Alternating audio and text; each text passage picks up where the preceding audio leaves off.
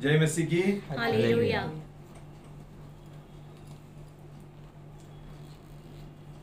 हम पढ़ेंगे लूका 9:51 से 55 तक। Luke 9 verse 51 to 56। लूका 9 51 से 56 तक पढ़ेंगे।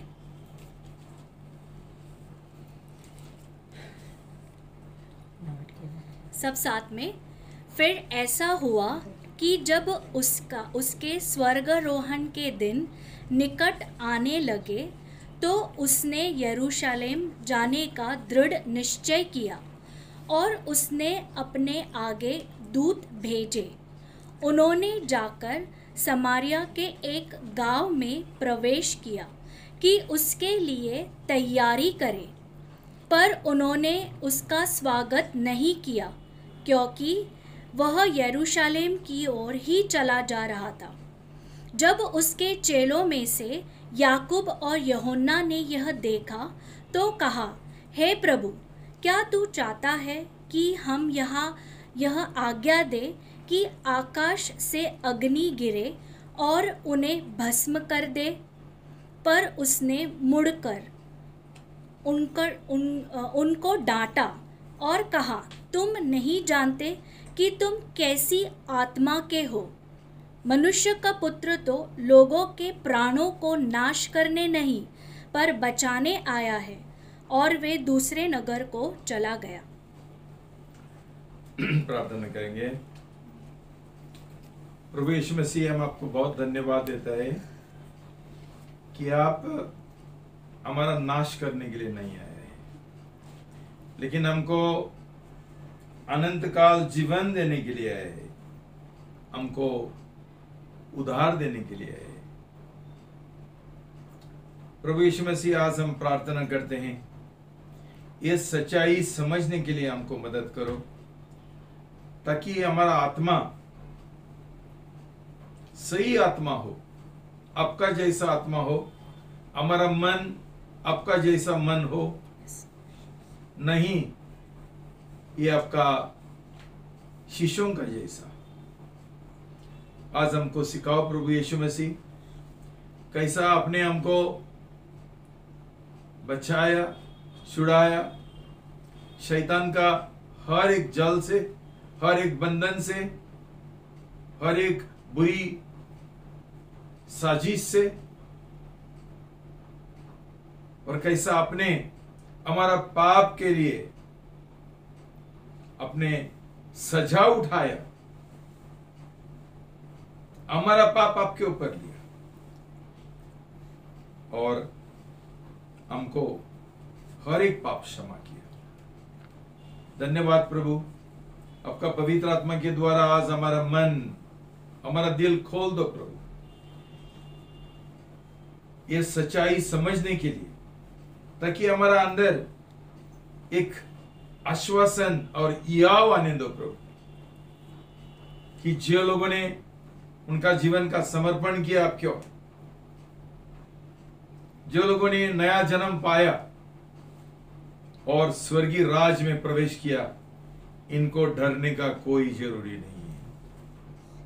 कोई दुष्ट आत्मा हमको पकड़ नहीं सकते, हमको कोई हानि नहीं दे सकते, हम सुरक्षित हैं प्रभु। ये समझने के लिए हमको आज मदद करो प्रभु, और हर एक गलत फहमी इसके बारे में, हर एक झूठ शैतान का यीशु का नाम से मैं बांध देता हूं, निकाल जाओ।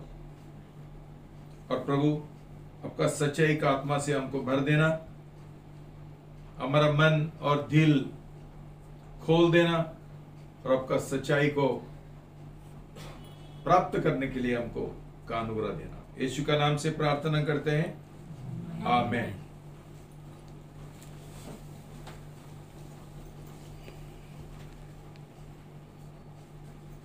भाई बहनों, आज का विषय बहुत महत्वपूर्ण है। विषय ये है विषय ये है कि ये दुनिया में जो हो रहा है, ये दिनों में तो कोरोना वायरस हो रहा है,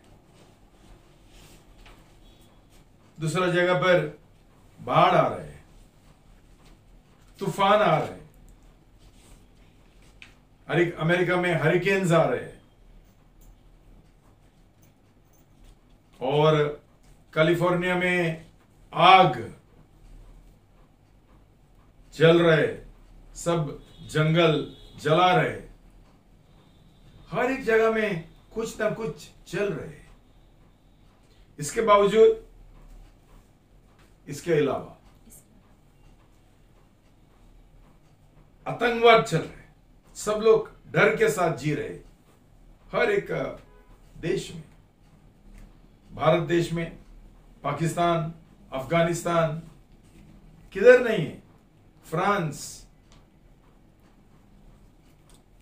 बहुत चल रहे।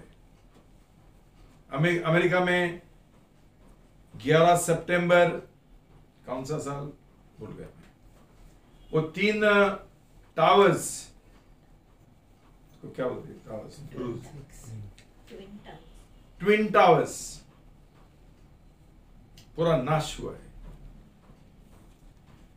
तभी भाई बहनों, सब लोगों ने बोला ये एक बड़ा न्याय है परमेश्वर का अमेरिका के ओर।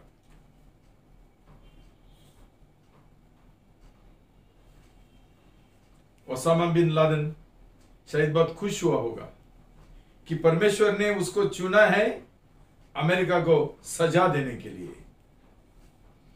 उसने बोला होगा, आमेन, प्रचार करो कि मैं परमेश्वर का तरफ से ये सब अमेरिकन जो शैतानी लोग हैं उनको मैं सजा दिलाना चाहता हूं।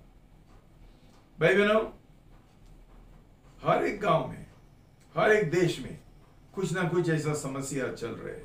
हमारा खुद बॉम्बे में, बॉम्बे ब्लास्ट हुआ था, कौन सा साल में मुझे याद नहीं, जोर से बोलो।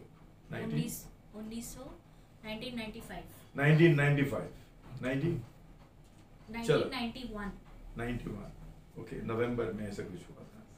भाई बहनों, बहुत सारे लोग मरते हैं कोरोना वायरस के द्वारा, कितना सारा लोग मरा है, किसी का पति, किसी का पत्नी, किसी का बच्चे लोग, लाख लाख और बढ़ रहे।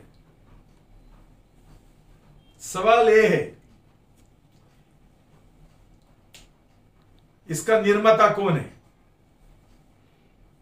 किसने भेजा ये सब? कौन है इसका पीछे? परमेश्वर? कई शैतान? और इसका जो जवाब है बहुत महत्वपूर्ण है। क्यों? जैसा हम विश्वास करेंगे वैसा हमारा जीवन में हमारा बर्ताव होगा, हमारा प्रार्थना होगा। तुमको एक बार मैंने बोला था, एक उदाहरण दिया था कि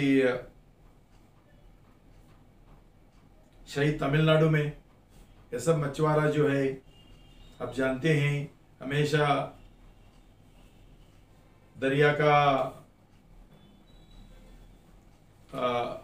आराधना करते हैं।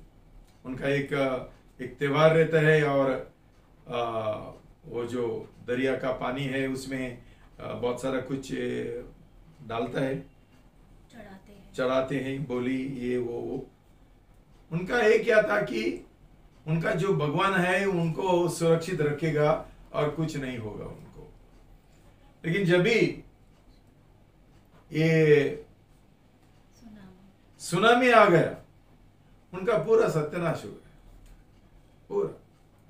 ये सब गरीब लोग, बहुत लोग मर गया, बहुत उनका घर सब नष्ट हो गया। तभी उनको गुस्सा आ गया उनका भगवान के ऊपर। हमने इतना बलि चढ़ाया, इतना भेंट किया और सब कुछ आराधना किया, प्रार्थना किया, फिर भी भगवान ने हमारा सुरक्षा नहीं किया। तो उन्होंने उन सब भगवानों को निकाल के दरिया में फेंक दिया। भाई बहनों, हम क्लियर साफ साफ जानना है इसका पीछे कौन है।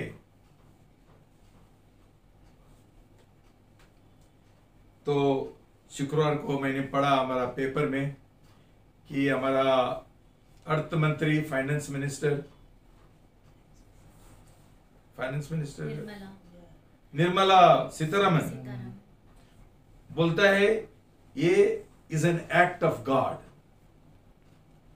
भगवान का कार्य है। हम क्या बोलते हैं? परमेश्वर दुष्टता और बुराई का निर्माता है क्या?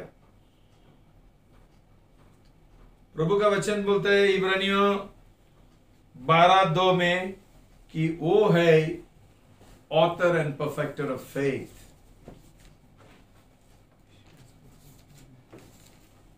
याकूब बोलता है कि हर एक ब्लेसिंग, हर एक आशीष परमेश्वर की ओर से आता है, तो बुराई किधर से आता है?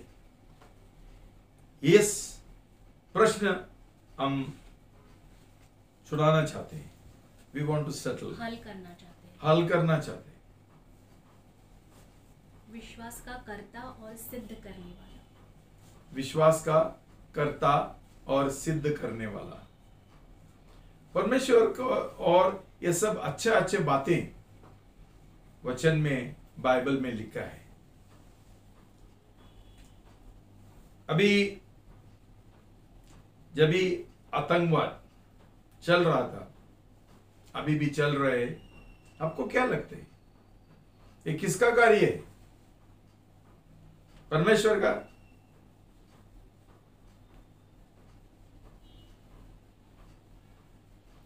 दो पेत्रोस 3:9 2 Peter 3:9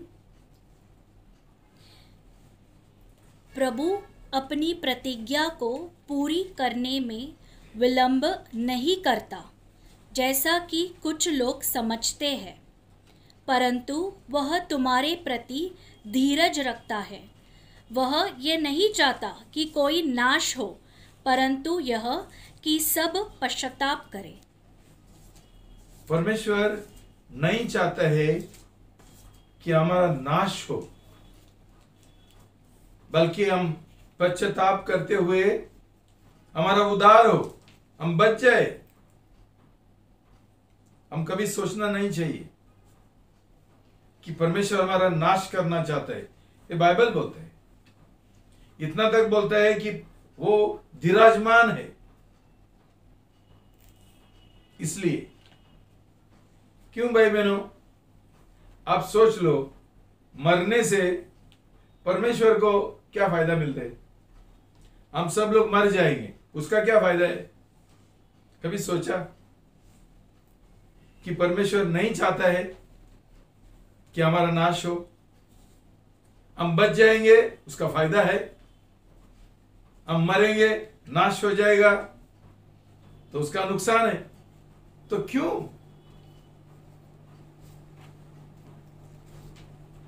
जब भी एक ये होता है ना, एक खून होता है, तभी हमेशा ये पुलिस लोग ये पूछता है, ये मरने से, ये आदमी मरने से किसको फायदा होने वाला है? उसको ही पकड़ दे। तो हम मरने से परमेश्वर को कैसा फायदा होता है? अभी ये जो दो शिष्य जो प्रभु यीशु से बोलता है, जैसा जूना करार में बहुत बार ऐसा हुआ, परमेश्वर ने ब्रिमस्टोन एंड फायर, आग और गंधक भेजा और भस्म किया, कंप्लीट उनका नाश किया। तो ये लोग जानते थे कि पुराना करार में, जूना करार में ऐसा हुआ, परमेश्वर ने किया।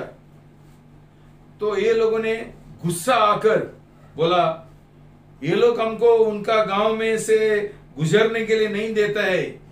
ये समरी लोग जो यहूदी लोगों के विरुद्ध है, बोलता है तुम यरूशलेम जाने का है तो ये मार्ग से हमारा गांव में से मत जाओ, हम देंगे नहीं अनुमति।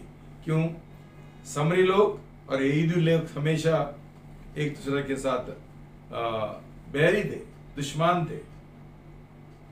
उनका आराधना का जगह था समरिया और यहूदियों को था यरूशलेम, पट्टा नहीं था।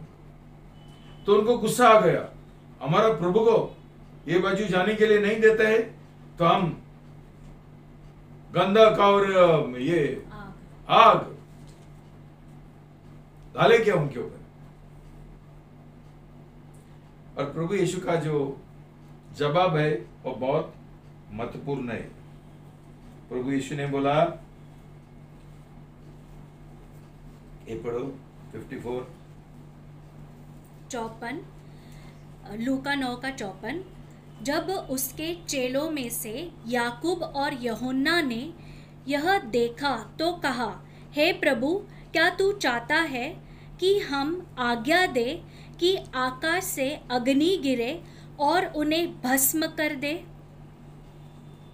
अग्नि गिरे और भस्म कर दे। प्रभु ने क्या जवाब दिया? पर ये उसने मुड़कर उनको डांटा और कहा, तुम नहीं जानते कि तुम कैसी आत्मा के हो। मनुष्य का पुत्र तो लोगों के प्राणों को नाश करने नहीं पर बचाने आया है। जय मसीह की। हालेलुया। भाई बहनों, दो आत्मा है, एक है प्रभु यीशु मसीह का, पिता परमेश्वर का, और दूसरा है शैतान का।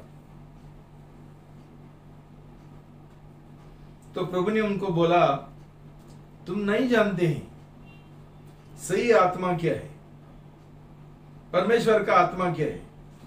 परमेश्वर नाश नहीं करना चाहते, बल्कि वो उनको उद्धार देना चाहता है, उनको बचाना चाहता है। भाई बहनों, ये समझने के लिए प्रभु हमको मदद करे। देखो, जब भी अमेरिका ये ट्विन टावर्स सितंबर 11 में ये नाश हो गया, बहुत मसीह लोगों ने और प्रचारक ने क्या बोला कि यदि परमेश्वर अमेरिका को सजा नहीं देगा तो अंतिम न्याय दिन का समय परमेश्वर सोदोम और गोमोरा से माफी मांगना पड़ेगा। क्यों? अमेरिका का पाप सोदोम और गोमोरा से बढ़कर है। भाई बहनों, मैं उनसे तो सहमत नहीं हूं। मैं तो ऐसा बोलूंगा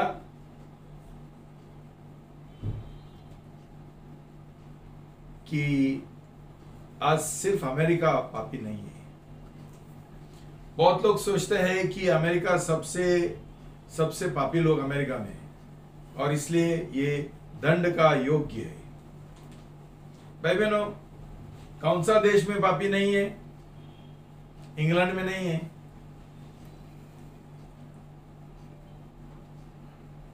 ऑस्ट्रेलिया में नहीं है, फ्रांस में नहीं है, यूरोप में नहीं है, अफ्रीका में नहीं है, एक गल्फ देश है वहां नहीं है, किधर नहीं, भारत देश में नहीं है। कौन सा पाप का बात कर रहे हैं हम लोग? अमेरिका का। ठीक है, वहां बहुत गर्भपात होता है,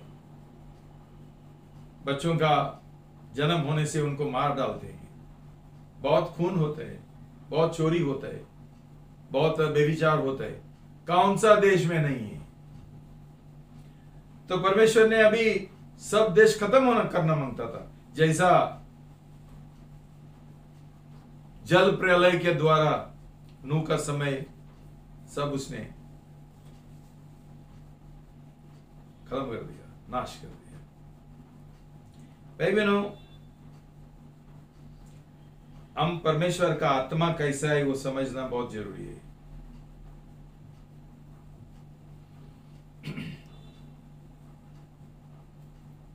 भाई बहनों, ये समझने के लिए हमने जैसा 2 तिमोथी 2:15 बोलता है वो समझना चाहिए। पढ़ेंगे 2 तिमोथी 2:15। 2 Timothy 2:15। अपने आप को परमेश्वर के ग्रहण योग्य ऐसा कार्य करने वाला ठहरने का प्रयत्न कर जिससे लज्जित होना ना पड़े, और जो सत्य के वचन को ठीक ठीक काम में लाए। आगे। पर संसारिक और व्यर्थ बकवास से दूर रह, क्योंकि इससे लोग अभक्त में और भी बढ़ते जाएंगे।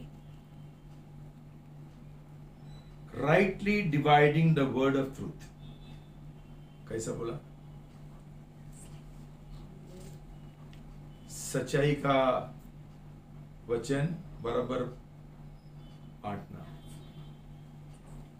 कौन सा है? 2 Timothy 2:15। 15 and 16 both I read. Okay, read 15 once again. अपने आप को परमेश्वर के ग्रहण योग्य ऐसा कार्य करने वाला ठहरना कि प्रत्येक प्रयत्न कर जिससे लज्जित होना न पड़े, और जो सत्य के वचन को ठीक ठीक काम में लाए। सत्य का वचन बराबर हम सिखाने का है, प्रचार करने का है, ठीक ठीक से। तो भाई बहनों, ये समझने के लिए हमने वो पूरा जो मनुष्य जात का जो इतिहास है वो 2 भाग में बांटना है। एक है जूना करार, एक है नया करार। क्या फर्क है? जूना करार में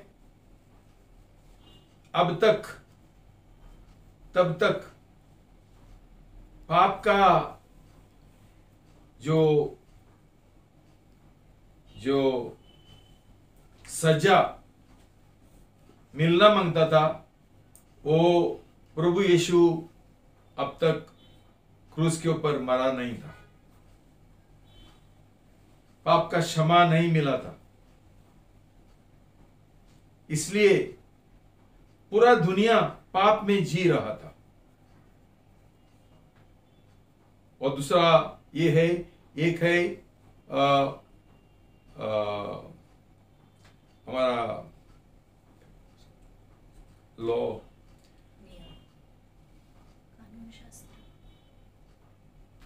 कानून का करार, मूसा का कानून का करार, और नया करार जो है अनुग्रह का करार। ये 2 हमने बराबर बांटना चाहिए और समझना चाहिए। जो कानून का करार था, पुराना जूना करार, वो नया करार के साथ मिक्स नहीं करने का। तो इसलिए जूना करार में बहुत सारा कुछ हुआ। समझो, सोदम और गोमर्रा, परमेश्वर ने उसका न्याय किया, उसको दंड दिया, जला दिया। लेकिन वहां भी आपको याद रहेगा कैसा इब्राहिम वो परमेश्वर से एक उपकार मांगता, पूछता था कि समझो थोड़े कोई नीतिमान लोग रहेंगे तो परमेश्वर तू ये बचाएगा, सदम गोमर्रा को बचाएगा। तो करके करके 10 तक आ गया। 10 भी नीतिमान लोग रहेगा तो मैं बचा देगा। 10 भी लोग नहीं थे तो बस मैं कर दिया। उसके बाद जब तक वो आप 1 Kings 22:52 आप पढ़ सकते हैं बाद में। राजा 22 का 25। हाँ 52 22 का 52 लिख के रखो और बाद में पढ़ो, अभी टाइम नहीं है। तो भाई बहनों, लूत का बारे में वहां लिखा है जेनेसिस 19:22-24। उत्पत्ति 19:22 से 24। पढ़ो।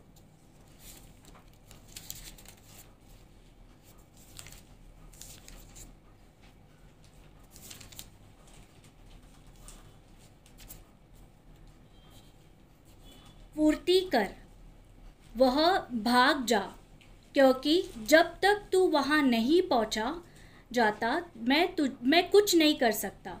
इसलिए उस नगरी का नाम सोअर पड़ा। जब लूत सोअर पहुंचा, स्योदा हो चुका था। तब यहोवा ने अपनी ओर से सोदम और अमोरा पर आकाश से अग्नि और गंधक की वर्षा की और उससे उन नगरों को, समस्त घाटी को और उस नगरों में बसने वाले सब निवासियों को भूमि की सारी उपज सहित नाश कर दिया। पूरा नाश कर दिया। लेकिन एक बात, वो स्वर्गदूत बोलता है जब तक लूत वहां से बाहर निकलेगा नहीं तब तक मैं ये सोदोम और ओमोरा नाश नहीं कर सकता हूं। देखो भाई बहनों, परमेश्वर का दिल एक भी रहेगा तो वो नहीं करेगा। लूत निकालने के बाद, वो दूसरे बाजू जाने के बाद तभी वो नाश किया, आग और गंधक बेच दिया। भाई बहनों, सवाल ये उठता है कि अमेरिका का जो ट्विन टावर्स का नाश कर दिया, 10 नीतिमान लोग भी नहीं थे क्या? और ये शर्त जूना करार का है। अभी नया करार में तो बेटर कंडीशंस, अच्छा बेहतर शर्तें, 10 पे नहीं था।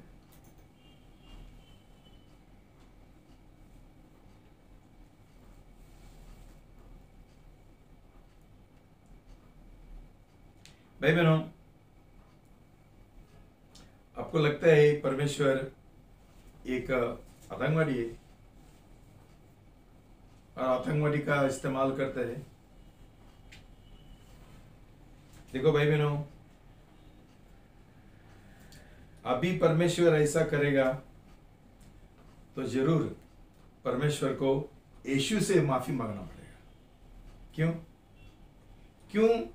प्रभु का वचन बोलता है कि पूरा जो सजा है पाप का, प्रभु यीशु मसीह ने उसके ओर उठाया और उसका पूरा दाम चुकाया। इतना दाम चुकाने के बाद परमेश्वर अभी भी हमारे ऊपर कष्ट भेजेगा। वो परमेश्वर ये कष्टों का और ये आतंकवाद का और ये बीमारी का और ये सब जो हो रहा है उसका वो ये है, निर्माता है। उसने किया है सब कुछ।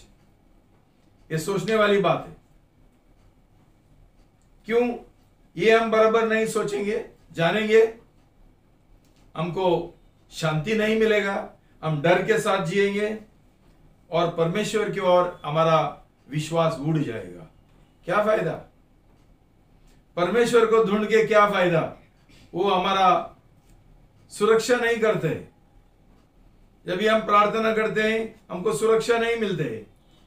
हम कोरोना, हमारा रिश्तेदार, हमारा प्रिय लोग कोरोना वायरस से मर गया, तो क्या फायदा, क्या फर्क है जूना करार का बीच में और नया करार का बीच में? जूना करार कानून का करार है, मूसा का कानून शास्त्र, और यहां अनुग्रह का करार। भाई बहनों, ये लोगों का आत्मा पुराना करार का, जूना करार का था, इसलिए प्रभु ने बोला तुम्हारे अंदर क्या आत्मा है वो परमेश्वर का आत्मा से बहुत अलग है। तो सही आत्मा होने के लिए बहुत जरूरी है। हमने हमेशा ये दो भाग समझना चाहिए। जो चीज हुआ जूना करार में, मूसा का कानून के का जो करार है उसका नीचे, और जो अभी प्रभु यीशु मसीह आने के बाद क्या हो रहा है, कौन उनका पीछे कौन है, ये बराबर समझना है। प्रभु का वचन बोलता है कि यूहन्ना 10:10 में आप जानते हैं कि चोर आता है, और ये चोर है शैतान, चोरी करने के लिए। वो आता है घात करने के लिए, वो आता है नाश करने के लिए। इतना क्लियर हमको प्रभु ने बोला। इसका निर्माता कौन है? और उसने बोला मैं आया हूं ताकि तुमको जीवन मिले, मौत मिले नहीं, जीवन मिले, और भरपूरी से जीवन मिले।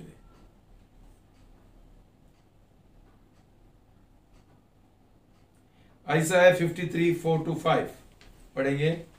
यशाया 53:4 और 5।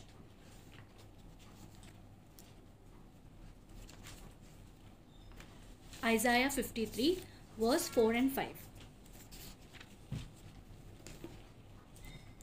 निश्चय उसने हमारी पीढ़ियों को आप सह लिया और हमारे दुखों को उठा लिया, फिर भी हमने उसे परमेश्वर का मारा कूटा और दुर्दशा में पड़ा हुआ समझा, परंतु वह हमारे ही अपराधों के कारण भेदा गया, वह हमारे अनीतिमत्वता के कामों के लिए कुचला गया, हमारे ही शांति के लिए उस पर ताड़ना पड़ी, उसके कोड़े खाने से हम चंगे हुए।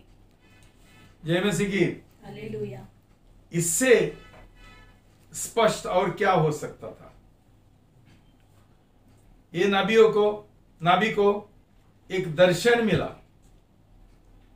और ये दर्शन एक नबूवत का दर्शन है, एक प्रोफेटिक दर्शन है कि प्रभु यीशु के द्वारा क्या होने वाला है और प्रभु यीशु क्या करने वाला है।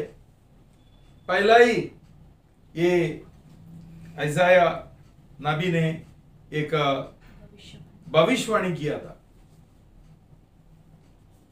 कि वो हमारा पाप उठाएगा, हमारा सब जो गलत काम है और ये है हमारा समस्या है, हमारा सब, हमारा जो बीमारी है वो भी उठाएगा, सब कुछ।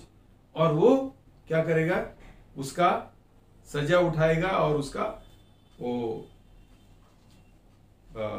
he'll pay the price, दाम चुकाएगा हमारे तरफ से।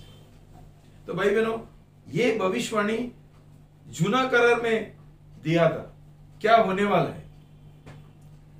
तो भाई बहनों, प्रभु यीशु मसीह ने हमारा सब पाप उठाया, हमारा सब गलत काम, जो हमने कुछ दुष्ट काम किया, हमारा जो पीड़ा है, जो रोग है, क्या बीमारी है, सब उठाए,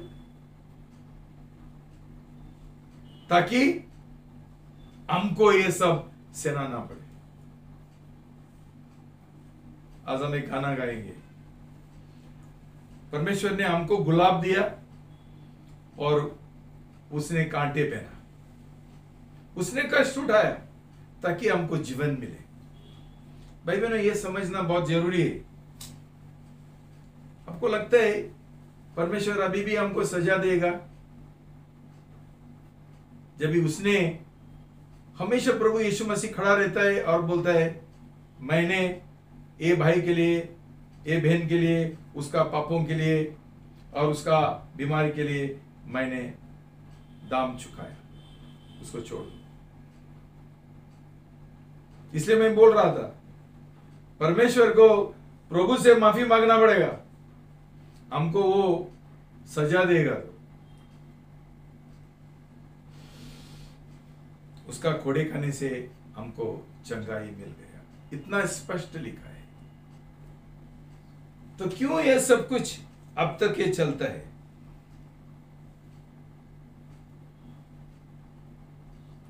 और एक कई लोगों का समझ में थोड़ा उनका कठिन लगता है, इब्रू 12:5। इब्रानी 12:5।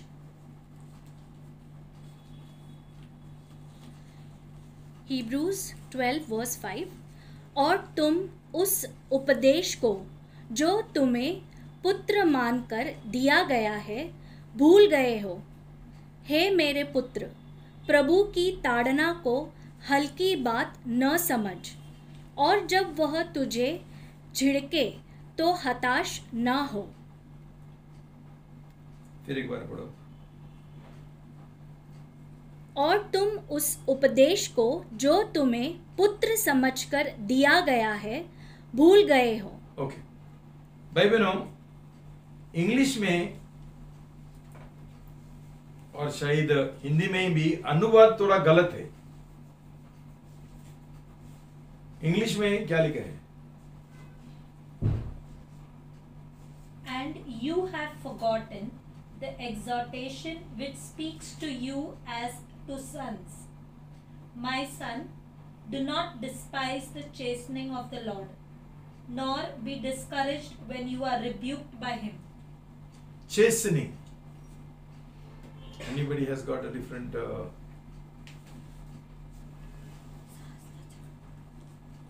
what is your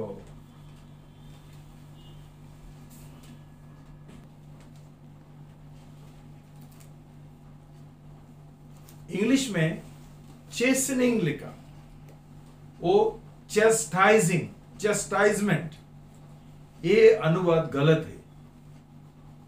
क्यों?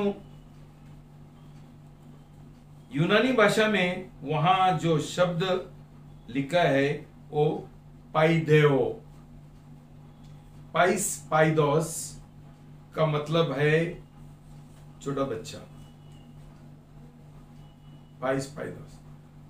उसमें से वो इंग्लिश शब्द आता है पीडियाट्रिशियन, पीडियाट्रिशियन,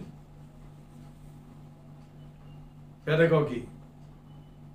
ये शब्द मतलब बच्चों को ट्रेनिंग देने का, बच्चों को सिखाने का, ये शब्द पाइदेओ से आता है। मतलब क्या है कि परमेश्वर हमको सजा नहीं देता है, परमेश्वर हमको सिखाता है। हम उसका पुत्र है, वो हमको अनुशासन देता है, ताड़ना देता है, वो हमको सजा नहीं देता है। तो इसलिए समझना चाहिए कि परमेश्वर का मन शे में क्या लिखा? क्योंकि प्रभु जिससे प्रेम करता है उसकी ताड़ना भी करता है। हाँ। और ताड़ना मतलब अनुशासन देता है, उसको शिक्षण देता है। बाद में और जिसे पुत्र बना लेता है उसे कोड़े भी लगाता है। जय मसीह की। हालेलुया। भाई बहनों, अनुशासन के लिए हमारा पिताजी जब भी हमारा हम उसका पुत्र है, लेजिटिमेट सन्स, जायज पुत्र है, तो सब ये काम करता है। आप मुझे बताओ, बेटा को कुछ एक सबक सिखाने के लिए वो उसके ऊपर कैंसर भेजता है क्या?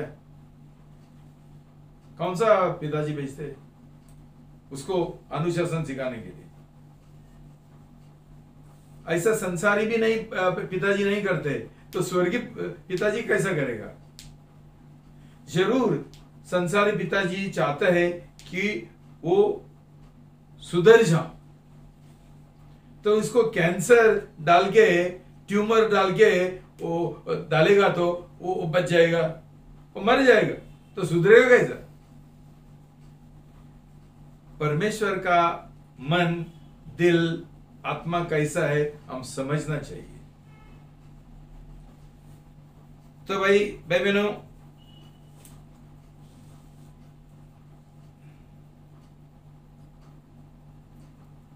बच्चों का अच्छा भविष्य चाहिए तो पिताजी उसको मार नहीं डालेगा, उसको ऐसा सजा नहीं देगा तो कि वो मर जाए।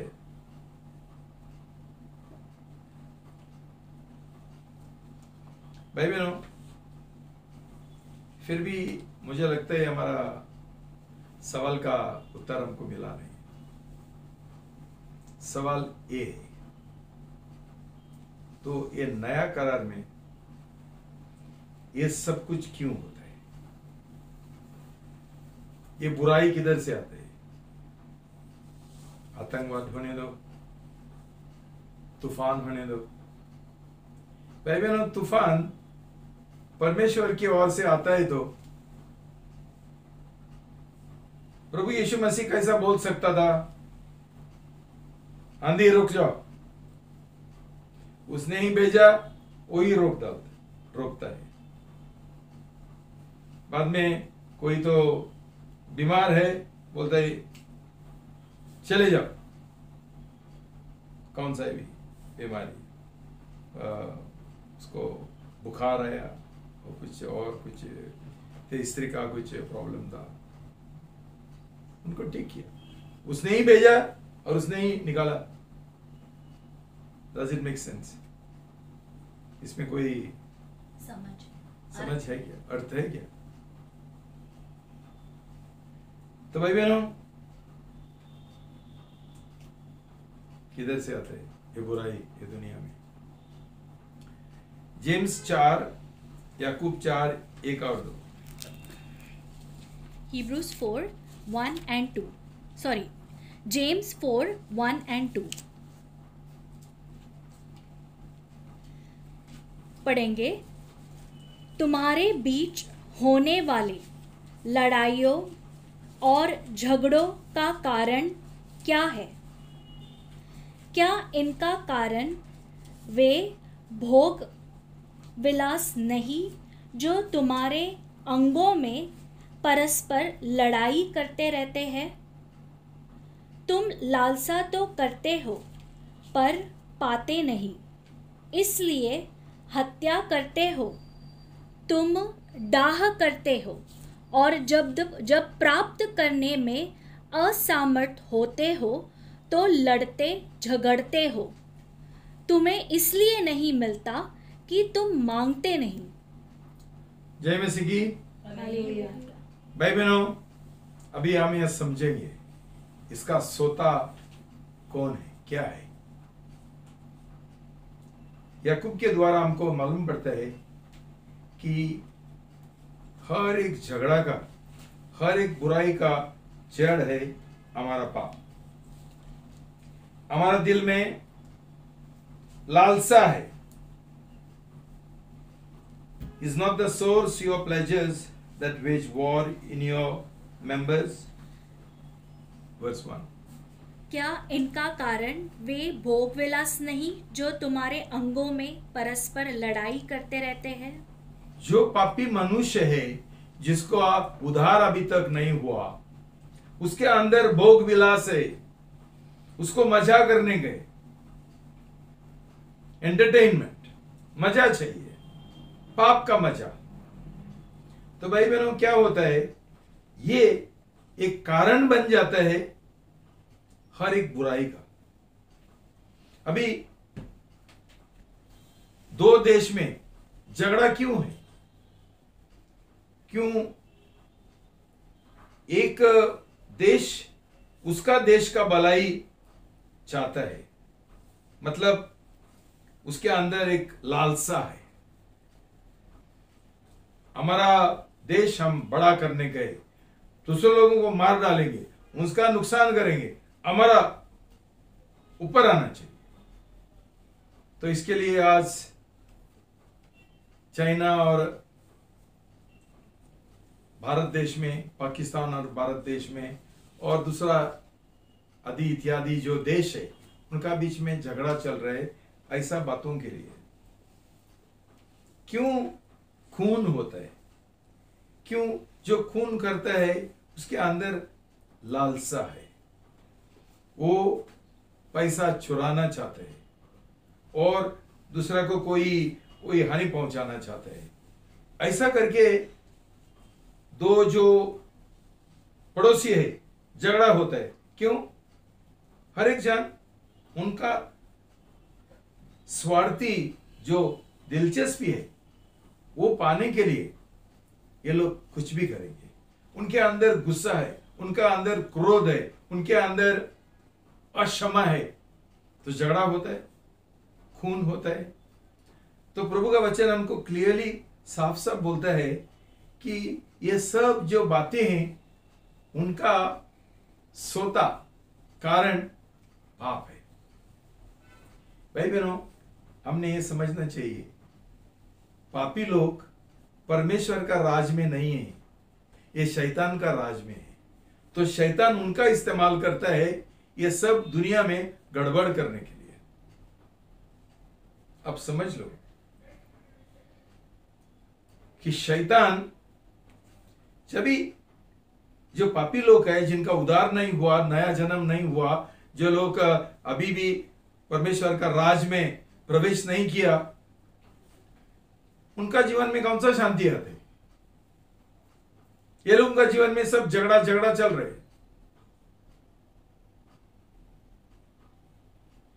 हमारा अंदर जो पाप है वो ये सब बुराई का कारण है।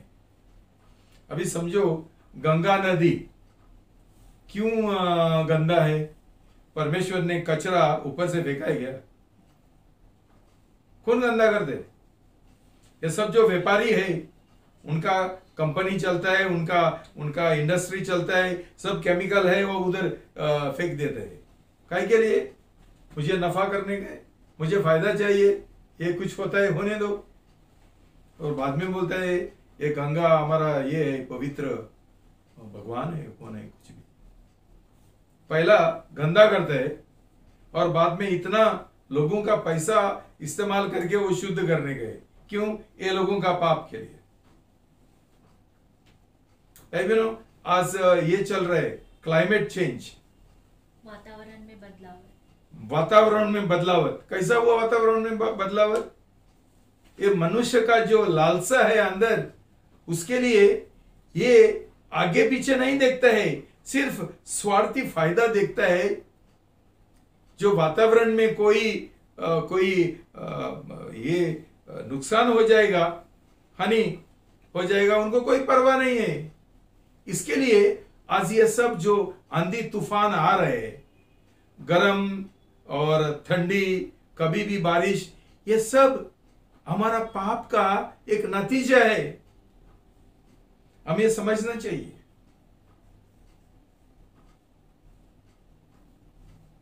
भाई बहनों, हम विश्वास करते हैं कि सुसमाचार में शक्ति है, सुसमाचार में शक्ति है, क्यों? ये सच्चाई है। लेकिन दूसरा सुसमाचार है, सुसमाचार नहीं है, बद समाचार, बुरा समाचार, पाप का बद समाचार। वो क्या है? पाप में भी शक्ति है। ये सब वाट लगाने का, नाश करने का पाप में शक्ति है। जैसा सुसमाचार में भलाई करने का शक्ति है, वैसा ही पाप में भी नाश करने का शक्ति है। भाई बहनों, आज जो चल रहे, परमेश्वर आतंकवादी नहीं है और ये सब बुराई का वो निर्माता नहीं है। जो हो रहा है वो पाप की वजह हो रहा है। पाप ये सब चीज का कारण है। भाई बहनों, अब तक तो तुमको समझ जाएगा क्यों नया जन्म का जरूरी है।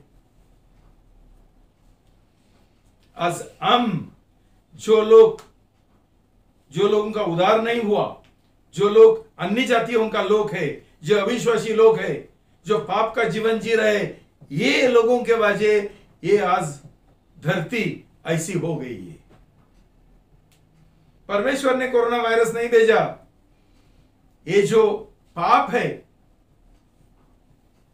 पाप के लिए बहुत सारा कीटाणु और वायरस आता है, उधर से उत्पन्न होता है, उत्पादन होता है। परमेश्वर नहीं भेजता है। देखो, परमेश्वर ने सब बराबर रचाया, बनाया और रखा। ये बुरा करने वाला और ये गड़बड़ करने वाला पाप है, मनुष्य है, पापी मनुष्य है।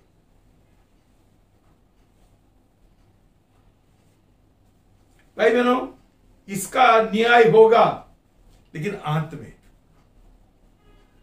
जैसा तुमको मैंने सिखाया, अंत में हमको हिसाब देना पड़ेगा।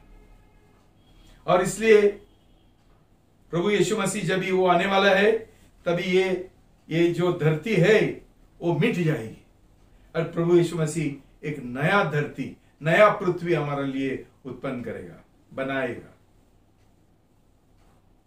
भाई बहनों, प्रभु का वचन बोलता है रोमी 8 का पद 20, क्योंकि सृष्टि व्यर्थता के अधिक कर दी गई, परंतु अपनी ही इच्छा से नहीं, वरन उसके कारण जिसने उसने अधीन कर दिया। भाई बहनों, ये सब देखने के बाद हमने समझना मांगता था कि ये सृष्टि ऐसा क्यों हो गई, और ये देखने से हम प्रभु यीशु मसीह के पास पहुंचना मांगता था कि मनुष्य ने कितना भी कोशिश किया, कुछ भी नहीं होने वाला है, कुछ नहीं होता है। क्यों?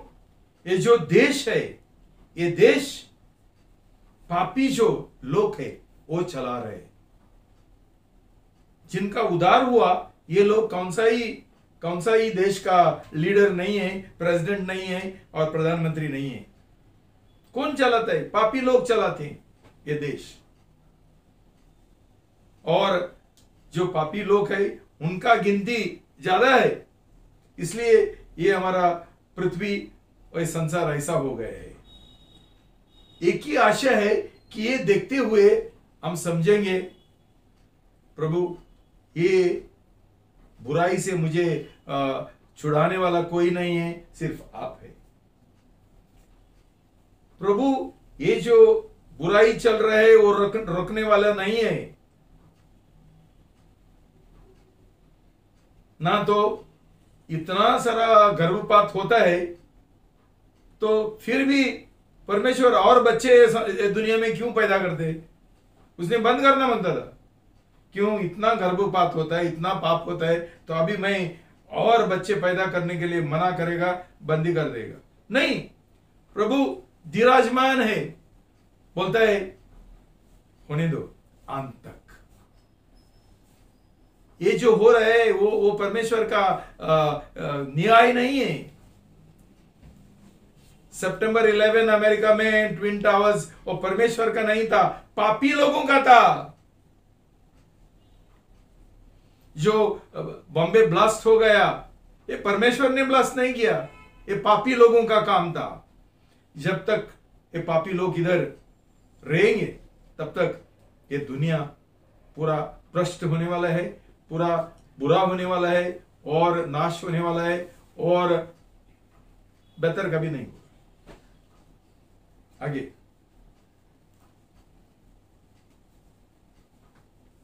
इक्कीस। कि सृष्टि स्वयं भी विनाश के दासत्व से मुक्त होकर परमेश्वर की संतानों की महिमा की स्वतंत्रता प्राप्त करे। हाँ, तो एक दिन, अंतिम दिन, ये सब खत्म होने वाला है और ये जो सृष्टि है वो आजादी पाएगी बाद में। 22। क्योंकि हम जानते हैं कि संपूर्ण सृष्टि मिलकर प्रसव पीड़ा से अभी तक करहाती और तड़पती है। हाँ, तो हम ये समझना चाहिए, जब ये सब कुछ होता है बाढ़ आता है और तूफान आता है और वो आग आता है, वो ऐसा अलग अलग तरीका का जो नाश होता है, हमने वो ऐसा देखना चाहिए, सृष्टि इज ग्रोनिंग, कराती है।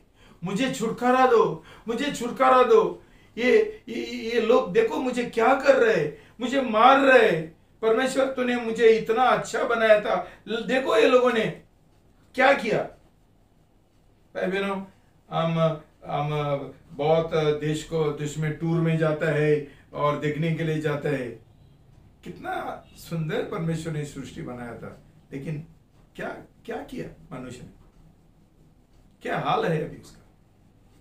उसके बाद, और न केवल यह, परंतु स्वयं हम भी जिनके पास आत्मा का प्रथम फल है, अपने आप में करहाते हैं और अपने लेपालक पुत्र होने और देह के छुटकारा के भी बड़ी उत्कंठा से प्रतीक्षा कर रहे हैं।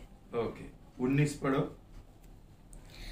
क्योंकि सृष्टि बड़ी व्यग्रता से परमेश्वर के पुत्र के प्रकट होने की उत्सुकता पूर्वक प्रतीक्षा कर रही है।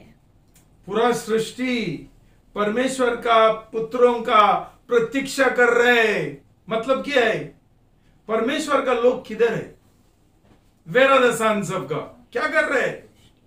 नंबर 1, आज जो मसीह लोग है, विश्वासी लोग है, उनका उद्धार नहीं हुआ, उनका नया जन्म नहीं हुआ, सब नामधारी लोग है, नामधारी विश्वासी है। ये नामधारी विश्वासी क्या करेंगे? क्या कर सकते हैं? सृष्टि ऐसा लोगों के लिए इंतजार कर रहे हैं, उत्सुकता पूर्वक प्रतीक्षा कर रहे हैं। प्रतीक्षा, यूज द सेम वर्ड, प्रतीक्षा कर रहे हैं। भाई बहनों, किधर है? भाई बहनों, आज हमारा उद्धार नहीं हुआ, नया जन्म नहीं हुआ, इसलिए हम भी स्वार्थी है और हम हर एक जन हमारा काम का इसमें से चिंता करके हम पैसा इकट्ठा करने में बिजी है। कौन ये सब कुछ कौन देखता है? कौन प्रार्थना करेगा इनके लिए? कौन सुसमाचार प्रचार करेगा इनके लिए? परमेश्वर का लोग किधर है? घर पे बैठे है, कोरोना वायरस का डर से। उनको दूसरों लोगों का कोई परवाह नहीं है, खुद का ही परवाह है, मेरा बराबर चलना चाहिए। लेकिन प्रभु का वचन बोलता है कि ये काम परमेश्वर का पुत्र ने, जो पुत्र है, उन्होंने करना मांगता था। और परमेश्वर हमारा इंतजार करता है और क्या प्रतीक्षा करता है, वो ठीक है। सृष्टि भी इंतजार ये करते हैं। और हम लोग देखो भाई बहनों, ये अविश्वासी लोग, डॉक्टर भी, सब लोग उधर फ्रंटलाइन वर्कर्स बोलते हैं उनको, ये लोग वीर है, काम करते हैं, और हम लोग चुप गए हैं डर के साथ। मुझे हो जाएगा। क्यों तुमको हो जाएगा? कि तुम्हारा उद्धार नहीं हुआ। इसलिए जिनका उद्धार नहीं हुआ, नया जन्म नहीं हुआ, उनको जरूर ये कोरोना वायरस पकड़ेगा। क्यों? प्रभु का जो लोग है, परमेश्वर का जो पुत्र है, ये लोग सुरक्षित है। ये परमेश्वर का राज में है। परमेश्वर का राज में कोरोना वायरस नहीं आता है। परमेश्वर का राज में बाढ़ नहीं आता है। परमेश्वर का राज में कोई नाश नहीं होता है। भाई बहनों, समय आ गया हम समझने के लिए कि नया जन्म आवश्यक है। ऐसा ही मजाक मत करो, हमारा नया जन्म हुआ है करके। नया जन्म हुआ तो हमको किसी चीज का डर नहीं होना चाहिए। हमको किसी चीज का कोई परवाह नहीं होना चाहिए, कोई चिंता नहीं होना चाहिए किसी चीज। क्यों? हमारा नया जन्म हुआ। भाई बहनों, आज कितना लोगों का नया जन्म हुआ? सब ये चलाते हैं, ये धार्मिक संस्था चलाते हैं, रविवार को अभी ऑनलाइन भी चलता है। क्या है उसमें? ये लोगों के अंदर अभी तक संसार का अभिलाषा है, संसार के लिए जी रहे, परमेश्वर का बैरी है, ये परमेश्वर का पुत्र नहीं है, बैरी है, दुश्मन है।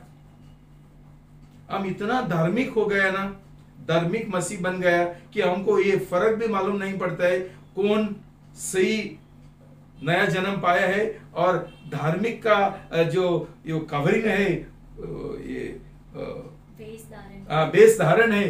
हम बहक जाते हैं, हम सोचते हैं हम हमारा उदार हुआ, क्यों? हम बहुत धार्मिक लोग हैं, सब कुछ करते हैं बराबर, सब सुसमाचार प्रचार करने के लिए भागते हैं, आराधना सभा के लिए आता है, खुशी का में जाते हैं।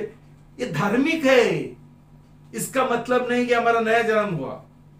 नया जन्म इधर होता है जब हमारा दिल हम परमेश्वर की ओर सौंप दिया है, समर्पण किया है कि हम उसके लिए जिएंगे। मेरे अंदर प्रभु यीशु जी रहे। तुम्हारे अंदर कौन जी रहे भाई? संसार का अभिलाषा।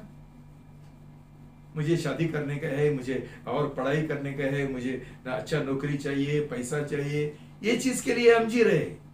और बाद में हम बपतिस्मा लेते हैं, क्या होता है? नामधारी मसीह बन जाते हैं, चलता है, चलती का नाम गाड़ी है। भाई बहनों समझ लो। फिर एक बार मैं तुमको एक अपील करता हूं, निवेदन करता हूं, दूसरा शब्द है, मैं हाथ जोड़ता हूं, अनुरोध करता हूं। जांच लो तुम्हारा जीवन का समर्पण बराबर हुआ है क्या? क्या अभी भी संसार का प्रेम है, पैसा का प्रेम है, पाप का बराबर पश्चाताप किया है क्या? सब कुछ क्यों? ये सब खत्म होने वाला है। जिन्होंने बड़ा बड़ा उनका प्लान्स बनाया था, आज मर गया कोरोना वायरस से। प्लान काय के लिए करते?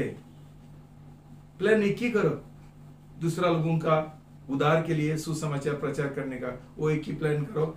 सही गवाह बनो प्रभु का, एक ज्योति बनो, एक सॉल्ट बनो, एक नमक बनो दूसरे लोगों के लिए। पृथ्वी संसार हमारे लिए इंतजार कर रहे हमारा। और कौन है ये सृष्टि को बचाने के लिए? कौन है? हम सही सुसमाचार प्रचार करेंगे, लोगों का उद्धार हो जाएगा, तो पापी लोग, अन्य जाति का लोग कम हो जाएगा, सही पुत्र तैयार हो जाएंगे, सही दुल्हन तैयार हो जाएगी। ये हमारा काम है। हम लोग बैठे हैं क्यों? हमारा उद्धार नहीं हुआ, हम हमारा बातों में ही, नौकरी में बिजी है। ये कौन करेगा? हम ये सोचते हैं हमको ये करेगा तो पैसा किधर से आएगा? भाई बहनों, प्रभु यीशु मसीह ने हमको एक ये दिया, आश्वासन दिया कि तुम परमेश्वर का राज ढूंढो, उसका नीतिमत का पीछे जाओ। ये सब मैं आप चमत्कार के साथ मैं तुमको सब देगा, चमत्कार के साथ। किधर से पैसा आता है हमको समझता ही भी नहीं, कैसा परमेश्वर हमारा देखभाल करता है हमको समझता नहीं। क्यों? हम प्रभु का बातों में व्यस्त है। भाई बहनों, फिर एक बार मैं अनुरोध करता हूं, तुम्हारा नया जन्म होना आवश्यक है कि ये सब कुछ सिर्फ और सिर्फ जिनको नया जन्म हुआ यही इनको ही मिलेगा। और भाई बहनों, प्रभु यीशु ने क्या नहीं किया? क्रूस के ऊपर नजर डालो, उसने हर एक बुराई उसके ऊपर उसने उठाया, ताकि जो उसके ऊपर विश्वास करते हैं उनको पूरा छुटकारा मिले, हर एक पाप का उनको क्षमा मिले, और ये लोग परमेश्वर का पुत्र बने, और उनको पवित्र आत्मा का शक्ति से बढ़ते हुए ये पूरा ये संसार को ये ठिकाना पर लगाएंगे। लेकिन आज हम तैयार नहीं है, आज हम समझा नहीं है। क्या फायदा है भाई? जब परमेश्वर का लक्ष्य है हम उसका दुल्हन बने। दुल्हन बनने के लिए फिर एक बार मैं बोलता हूं, पहला नया जन्म होने का है, बाद में शिष्य बनने का है, बाद में उसका योद्धा बनने गए, यही लोग विजयी पाते हुए, जीतते हुए प्रभु का दुल्हन बनेंगे। दुल्हन सिर्फ ये है जिसने युद्ध किया और जीत लिया। कोई राजा जीतने का बिना राजा नहीं बनता है। पहला युद्ध करने गया और जीतना है, जयवंत बनना है। तो प्रभु चाहता है कि जैसा वो जयवंत हुआ, उसका दुल्हन भी जयवंत हो। प्रभु तुमको आशीर्वाद दो और आशीष दो। धन्यवाद। प्रार्थना करें। प्रभु यीशु मसीह में बहुत धन्यवाद देता हूं आपका अनुग्रह के लिए और आपका अभिषेक के लिए। प्रभु ये सच्चाई आपका लोगों तक पहुंचने के लिए प्रभु इस सच्चाई के द्वारा उनका दिल छुओ प्रभु। उनको एक एहसास होने दो प्रभु कि आज जिम्मेदारी प्रभु ने उसका लोगों का हाथ में दिया है। दूसरा कोई एक काम नहीं कर सकते। सिर्फ जो लोगों का उद्धार हुआ, जो लोगों का नया जन्म हुआ, यही लोग इस संसार को बचा सकते हैं प्रभु। ये सब बाढ़ जो आता है, तूफान जो आता है, मौत जो होता है और बीमारी जो आता है, सिर्फ हम बचा सकते हैं। क्यों? प्रभु यीशु मसीह ने हमको बचाया। इसलिए प्रभु हमको मदद करो हमेशा आपका क्रूस के ऊपर देखने के लिए, ताकि हम जाने कैसा पाप का नतीजा से आप गुजर गया। जो जो आपका जीवन में हुआ ये पाप का नतीजा था।